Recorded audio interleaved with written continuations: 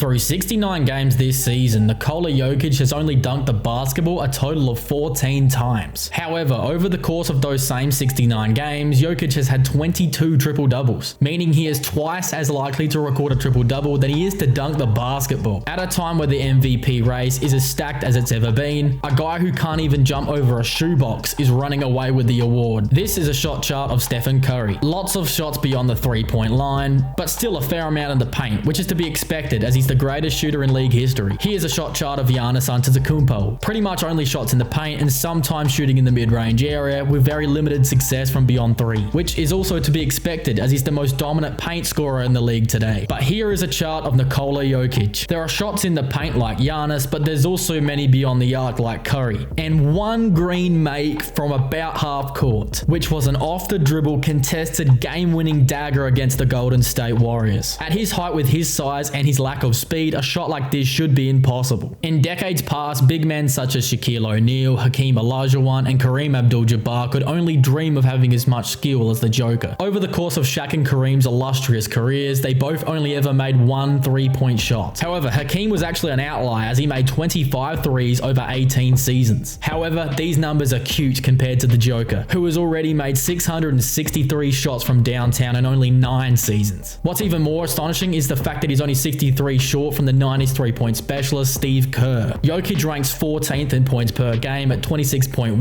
4th in rebounds at 12.3, and 4th in assists at 9 a game. His 26 points per game is a lower number than some of the other superstars in the league. However, if you look at Nikola's shooting splits, they are mind-boggling. From the field, he makes 58 of his shots, which is an incredibly high number considering the fact that he also takes threes, which he knocks down at a 35% clip. With the volume and efficiency Nikola shoots the ball with, these are incredible numbers. But for the center position, these are historic numbers. Over the course of the league's history, there's only ever been 5 centers who average more than 25 points, 10 rebounds, and 5 assists per game over the course of a season. These are your jack-of-all-trades centers who could score the ball because of their strength and finesse, while also having the ability to see the court like very few bigs ever have. Nikola Jokic has posted 3 of these all-time great seasons, and in fact, he has the 3 most effective out of the 8 seasons, shooting above 55% each time. As even this isn't doing it justice, as Jokic is averaging 9 assists per game, as he's on track to be the first player ever to average at least 25, 10, and 9 on 55% shooting. We have never seen a player as versatile as the Joker, and he is still only just reaching his prime years. Nikola Jokic has the NBA at his fingertips, and it extends much further than just the offensive side of the ball. Despite the media labeling Jokic as a bad defender or even a liability on defense, the numbers actually tell a much different story. Defensive win shares measure the number of wins contributed by a player due to their defense. In this metric, Jokic ranks 2nd in the league this season, and this isn't the first time ranking in the top 10 as he's done it a whopping 5 times. He's also ranked 1st in defensive box plus minus 3 times, including this season. Jokic is vital to Denver's success as he's the engine, the fuel, and the driver of the Nuggets' high-octane offense. He has the 4th best plus minus at plus 8 per game, only behind Jason Tatum, Derek White, and Mason Jones. To be honest, I don't even know who that is, but that just shows you that the plus minus stat is a little off sometimes. But something that's undeniable is his on-off numbers. When Jokic is on the court for the Nuggets, they outscore their opponents by 11.1 points. However, once Jokic heads to the bench, we can measure his true value. In the minutes without Nikola Jokic, Denver are outscored by 8.1 points per game. That's an incredible 19-point swing depending on if he's on the floor or not, which is a truly historical mark. Since the on-off stats have been tracked, which was 2008, Jokic ranks 4th out of every MVP, only behind some of the greatest individual seasons ever. These seasons were Stephen Curry in 2015, LeBron James in 2009, and Curry's 2016 MVP season, where he led his Warriors to a 73-9 record, and the difference with him off the court was a staggering 23.1 points. For Denver, the Nuggets go from the best team in the league with Jokic on the court to a lottery team with him on the bench, truly showing you just how valuable the Joker really is. If Nikola Jokic wins the MVP this season, which I don't see a world where that doesn't happen, he would win his 3rd MVP in just 4 seasons. With a 3rd MVP, he would now be tied with Larry Bird, Magic Johnson, and Moses Malone, knocking on the door of Wilt Chamberlain and LeBron James, who won 4. And if we look at who won 5 MVPs, we have Michael Jordan and Bill Russell, and alone at 6 MVPs is Kareem Abdul-Jabbar. If Jokic does win 3 and even 4 next season, we would have to start talking about if this is the greatest prime we have ever seen. Looking at some of the greatest peaks in the history of the league, we we of course have Michael Jordan from 1987 to 1992. In this time, MJ averaged 33.3 points per game, won 2 NBA titles and 3 MVPs. While at the big man position, the greatest peaks ever came from Kareem during 1970 to 1975 and from Wilt Chamberlain from 1959 to 1965. At the start of the 70s, Kareem was with the Bucks, and during that time he averaged 30.8 points per game, won 3 MVPs and the 1971 NBA title. While Wilt Chamberlain led the league in scoring every year, averaging 40.6 points per game over the 6 seasons, including his classic 100-point game and a season of averaging 50 points. And perhaps most surprisingly, he only won 1 MVP during that time. I mean, 3 MVPs in 4 seasons is truly astonishing. And looking back at last season, he really should have won the MVP over Embiid then too, which would have put him at the same level as LeBron this season. Is Nikola Jokic clearly the best player in the NBA? Let us know in the comments below.